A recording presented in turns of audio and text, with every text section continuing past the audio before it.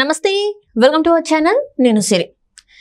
AP ముఖ్యమంత్రిగా చంద్రబాబు నాయుడు గారు ప్రమాణ స్వీకారం చేసిన వెంటనే తన మార్క్ని చూపెట్టడం అయితే జరిగింది. ఏపీకి భారీ పెట్టుబడులతో అయితే సంస్థలని కూడా వస్తున్నట్టు మనకి వార్తలు వస్తున్నాయి. సో ఇందులో అంటే ఎలాంటి పెట్టుబడులు, ఎంత పెట్టుబడులు పెడుతున్నారు, అసలు ఏంటి, మళ్ళీ ఏపీకి పూర్వ వైభవం రాబోతుందా? సో ఈ అంశాలని మనకి వివరించడానికి మనతో పాటు ఉన్నారు ప్రముఖ సీనియర్ జర్నలిస్ట్ జగదేవ్ గారు.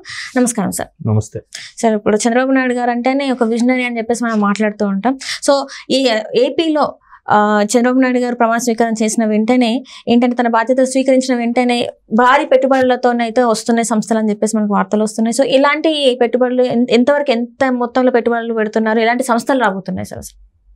మీరు అన్నట్టు చంద్రబాబు గారు అంటేనే ఒక విజనరీ, ఒక అభివృద్ధికి పరుగులు అని చాలా సందర్భాలు చూసాం. బట్ ఆయన విజన్ ప్రకారం ఎక్కడెక్కడ అవకాశాలు ఉన్నాయో వాటన్నిటికి కూడా ఆయన ముందు తివాచి పరుస్తాడు. అది కూడా రెడ్ కార్పెట్. బాబు రండి, మీకు ఏం కావాలో చెప్పండి, ఏ సదుపాయాలు కావాలో చెప్పండి, ఏవే కన్స్ట్రక్షన్లు కావాలో చెప్పండి, ఏవైనా మీకు ఏమైనా అప్పు కావాలా, లేదంటే ఏవైనా వెసులుబాటు కావాలా, లేదంటే ఇంకేమైనా కావాలా, మీరు ఎలా కావాలంటే అలా మేము మా ప్రభుత్వ అధికారులు చేస్తామన్నట్టుగా ప్రతిసారి కూడా అలాగే మాట్లాడుతున్నట్టు ఆయన. బట్ దాని బాడీ లాంగ్వేజ్ కూడా చాలా డీసెంట్గా ఉంటుంది మీరు అబ్జర్వ్ చేస్తే. అంటే గతంలో కొంతమంది ముఖ్యమంత్రులు పేర్లు అనవసరం, వాళ్ళు మాట్లాడినప్పుడు ఇట్లా వెనక్కి చేరబడి రిలాక్స్గా ఏంటి అట్లా మాట్లాడేవారంట. అంటే ఇప్పుడు మళ్ళీ వాళ్ళు పేర్లు ఎత్తితే వాళ్ళ మనోభావాలు దెబ్బతింటేమో. బట్ అంటే ఈ జగన్మోహన్ రెడ్డి గారు కాదు, ఇంకా అదే చంద్రబాబు గారు కూడా ఇప్పుడు అని మీరు అబ్జర్వ్ చేస్తే కాల్ మీద కాల్ వేసుకొని ఒక హ్యాండిల్ పెట్టుకొని ఎట్లాగా ఉంటాడు ఆయన. రిలాక్స్గా వెనక్కి చేతులు పెట్టుకొని గట్రా ఉండడు ఆయన. చాలా రిలాక్స్, అంటే ఒబీడియంట్గా ఉన్నట్టుగా ఏంటి దీనివల్ల ఏంటి ఉపయోగం, మీకు ఇక్కడ పెట్టడం వల్ల మీకు లాభం ఉంటుంది, అట్ ది సేమ్ టైం మాకు ప్రభుత్వానికి అలాగే ప్రజలకి ఉపయోగపడేలాగా ఏంటి అన్నట్టుగానే ప్రతిదీ ఆలోచిస్తారంట. గతంలో కూడా హైదరాబాద్, ఉమ్మడి ఆంధ్రప్రదేశ్ ఉన్నప్పుడు హైదరాబాదు కేంద్రంగా పనిచేసి అప్పుడు ముఖ్యమంత్రిగా ఉన్నప్పుడు, అంటే 14 ఏళ్ళు 9 ఏళ్ళు ఉమ్మడి ఆంధ్రప్రదేశ్కి ముఖ్యమంత్రిగా ఉన్నారు కదా, అప్పుడు కూడా బిల్ గేట్స్ లాంటి వ్యక్తికి, లేదంటే పెద్ద పెద్ద కంపెనీలు ఈరోజు ఏదైతే గచ్చిబౌలి, కొండాపూర్ వీటన్నిటిలో ఎస్టాబ్లిష్ అయ్యి ఉన్నాయో అందులో కొన్ని కంపెనీలు, అన్నేను కాదు, కొన్ని కంపెనీల వరకు వాళ్ళకి వెళ్ళి ఫైల్స్తో ఈయన ఐఏఎస్ ఆఫీసర్లు ఈయన కలిసి వెళ్ళి రోడ్లు వీధుల్లో నడుచుకుంటూ వెళ్ళి ఆఫీసుకి కలిసి రండి మాకు హైదరాబాద్లో పెట్టండి అని చెప్పిన అనుభవం ఉంది ఆయనకి. సో ఇప్పుడు కూడా అలాగా మొన్న ఒక పోలింగ్ అయిపోయిన తర్వాత కూడా మీరు చూస్తే ఆయన యుఎస్ వెళ్ళి వచ్చారన్నారు. దానికి కూడా చాలామంది విమర్శలు చేశారు. యుఎస్ ఎందుకు వెళ్ళారు, బ్లాక్ మనీని దాచుకోవడానికి వెళ్ళారా, లేదంటే ఈయన మీద ఏం కేసులు ఉంటే లేకుండా చేసుకోవడానికి వెళ్ళారా, ఇలా మాట్లాడారు. బట్ ఈయన సర్వేల ప్రకారమో లేదంటే కొన్ని రకాల అనుభవం ప్రకారమో మ్యాక్సిమం గవర్నమెంట్ మేమే ఫామ్ చేస్తాం, మీరు ప్రమాణ స్వీకారానికి రావాలని ఇన్వైట్ చేస్తూనే అప్పుడు కూడా కొంతమంది మీరు రండి వచ్చి పెట్టుబడులు కూడా పెట్టని ఆహ్వానించారు ప్రవాసాంధ్రులు కూడా. అంటే స్వామి కార్యము స్వకార్యము రెండు అయిపోయాయి అట్లా. అంటే ఇప్పుడు ఇంకా ప్రభుత్వం స్థాపించలేదు, ఆయన ముఖ్యమంత్రి అవ్వలేదు, మొన్న మేలో చెప్తున్నాను. అట్లాంటి థాట్స్ ఉన్న మనిషి అనమాట. ఇప్పుడు ఏమైంది, BPCL Bharat petroleum corporation limited వాళ్ళు మరొక రిఫైనరీ సంస్థ పెట్టడానికి సిద్ధంగా ఉన్నారు. ఆ రిఫైనరీ సంస్థ ఎక్కడ పెడదాం ఏంటి అంటే ఆల్రెడీ ముంబైలోను, రెండోది తమిళనాడు, కేరళలో ఒకటి ఉంది.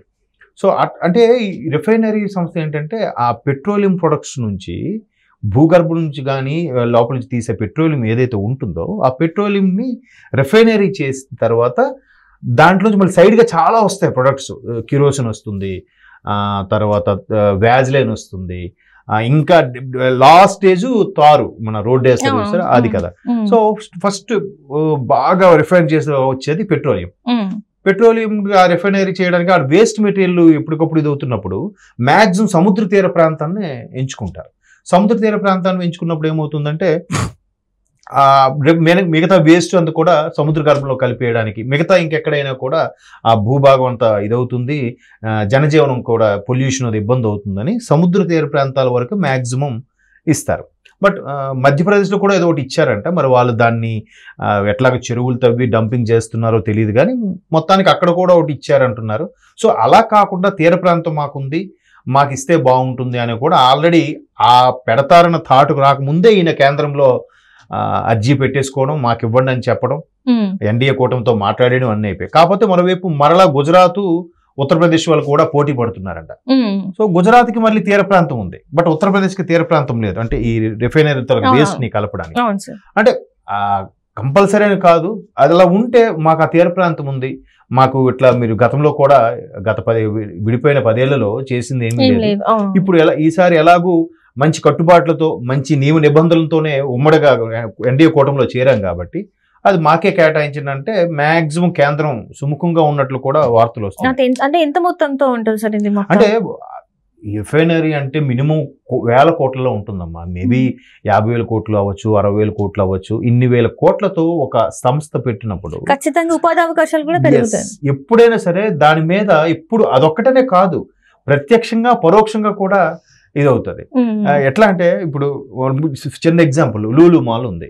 లూలు మాల్ చంద్రబాబు నాయుడు గారి హయాంలో వైజాగ్ లో పెడతాడానికి ఒప్పుకున్నారు. మరి అయ్యగారు వచ్చారు, అయ్యగారు వచ్చి బట్ చంద్రబాబు ఉన్నది ఏవి ఉండకూడదంటే అది తీసుకొచ్చి ఇక్కడ హైదరాబాద్ పెట్టారు. ఇప్పుడు ఆ లూలు మాల్ చూడండి, మీరు వెళ్తే ఇసుక పోస్తే రాదు జనం, అలా ఉన్నారు. పోనీ చూడడానికి వెళ్ళారు అనుకుందాం, షాపింగ్ చేయట్లేదు, బట్ దానివల్ల అక్కడ చుట్టుపక్కల ఉన్న ట్రాన్స్పోర్ట్, ఆటో వాళ్ళు, టీ షాప్ వాడు, అందులో పనిచేసే house keeping, security, job employees, ఆ పదార్థాలు అందులో ఏవైతే పెడతారో ఆ ట్రాన్స్పోర్ట్, దాని తాలూకు వెండర్స్, డీలర్స్, మళ్ళీ ఎంతమంది అమ్మా? ప్రత్యక్షంగా 1000 మంది బాగుపడితే, ఉద్యోగాలు దొరికితే దాని మీద పరోక్షంగా 5,000 మంది డిపెండ్ అవుతారు. అవునా కదా? నేను చాలా సందర్భాల్లో చెప్పాను, మళ్ళీ చెప్తున్నాను. హైదరాబాదులో అనఫీషియల్గా 1.5 కోటి జనాభా ఉంటే, అంటే అఫీషియల్గా అయితే 1,20,00,000 1,15,00,000 అంటున్నారు జనాభా లెక్కల ప్రకారం, బట్ అనఫీషియల్గా చాలా మంది ఉన్నారు. ఇతర రాష్ట్రాల వాళ్ళు ఉన్నారు, లేదంటే హాస్టల్లో చదువుకోవడానికి వచ్చిన వాళ్ళు చాలా మంది ఉన్నారు. ఇవన్నీ కలిపితే 1.5 కోటి జనాభాలో 80 లక్షల మంది ప్రత్యక్షంగాను పరోక్షంగాను ఐటీ సెక్టర్ మీద డిపెండ్ అయి ఉన్నారు. అవునా కదా? ఇప్పుడు ర్యాపిడోలు, ట్రాన్స్పోర్ట్ అనమాట, ర్యాపిడోలు, యోబరు ఇవన్నీ ఉన్నాయి.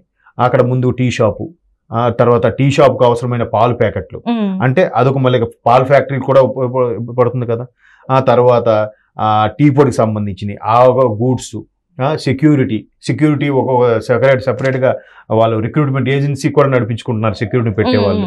తర్వాత అన్నీ ఇప్పుడు ఆ తర్వాత పవర్ కట్స్ ఉంటే జనరేటర్ సంబంధించి పెట్రోల్ మళ్ళీ సంబంధించి ఆ పెట్రోల్ సంబంధించిన వ్యాన్లు, తర్వాత వాటర్ ట్యాంకులు, వాళ్ళు వాటర్కి యూసేజ్కి ఖచ్చితంగా కార్పొరేషన్ రాయిలో వాటర్ సరిపోదు, మళ్ళీ కావాలి.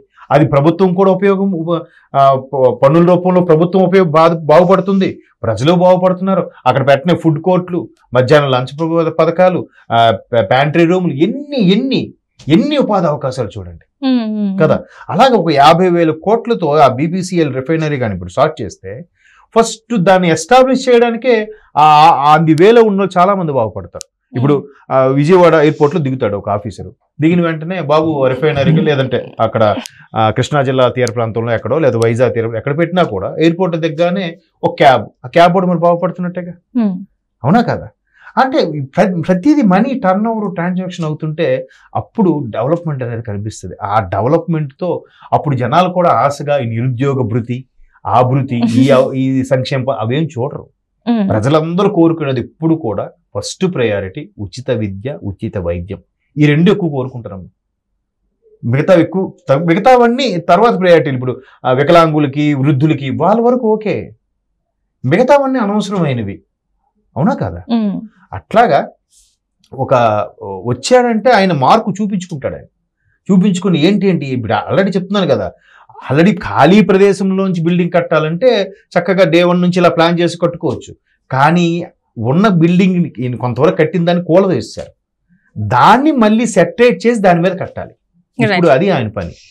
అంటే కొంచెం టైం పడుతుంది, బట్ అయినప్పటికీ డే 1 నుంచి కూడా ఒక్కరోజు కూడా వేస్ట్ చేయకూడదు అన్నట్టుగా పని మొదలు పెట్టారంటే మీరు అన్నట్టు గ్రేట్ అచీవ్మెంట్ అనుకోండి. Right sir, right. Thank you so much. Thank you.